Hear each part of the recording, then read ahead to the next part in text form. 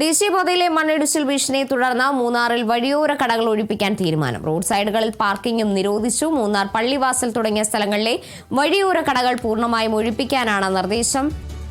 ബിനീഷ് ആന്റണി ഉണ്ട് വിവരങ്ങളുമായി. ബിനീഷ്, എന്തായാലും ശക്തമായ മഴ തുടരുന്ന സാഹചര്യമാണ് നിലവിലുള്ളത്. അതിന്റെ ഭാഗമായാണ് ഇപ്പോൾ മണ്ണിടിച്ചിൽ ഭീഷണി അടക്കം നിലനിൽക്കുന്ന സാഹചര്യത്തിലേക്ക് കടകൾ ഒഴിപ്പിക്കാനുള്ള ഒരു തീരുമാനത്തിലേക്ക് എത്തുന്നത്.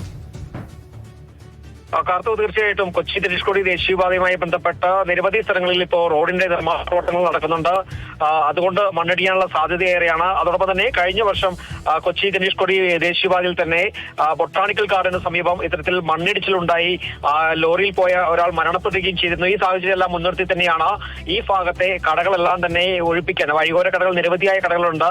ഹെഡ്വർക്സ് ഡാം, അതോടൊപ്പം തന്നെ ബൊട്ടാണിക്കൽ ഗാർഡന് എതിർവശം, പള്ളിവാസൽ, അതോടൊപ്പം മിസ്റ്റി മൗണ്ടൻ റിസോർട്ടിന് എതിർവശം തുടങ്ങിയ ഭാഗങ്ങളിലെല്ലാം തന്നെ വഴിയോര കടകൾ ധാരാളമായി പ്രവർത്തിക്കുന്നുണ്ട്. ഈ വഴിയോര കടകളെല്ലാം തന്നെ ഇവിടെ നിന്ന് മാറ്റാനാണ് സബ് കളക്ടർ ജില്ലാ കളക്ടറിന് റിപ്പോർട്ട് നൽകിയിരിക്കുന്നത്. ഈ റിപ്പോർട്ടിന്റെ അടിസ്ഥാനത്തിലാണ് ജില്ലാ ഭരണകൂടം ഇപ്പോൾ തീരുമാനം കൈക്കൊണ്ടിരിക്കുന്നത്. അതുകൊണ്ട് തന്നെ എത്രയും വേഗം തന്നെ ഈ വഴിയോര കടകൾ നീക്കം ചെയ്യുക. അതോടൊപ്പം തന്നെ ഈ റോഡ് സൈഡിലെ പാർക്കിംഗ് ഒഴിവാക്കുക. കാരണം റോഡ് നിർമ്മാണവുമായി ബന്ധപ്പെട്ട് റോഡിന്റെ വീതി കൂടിയിട്ടുണ്ട്. ഈ സൈഡുകളിലെല്ലാം തന്നെ വരുന്ന വിനോദസഞ്ചാരികൾ വാഹനങ്ങൾ പാർക്ക് ചെയ്യാറുണ്ട്.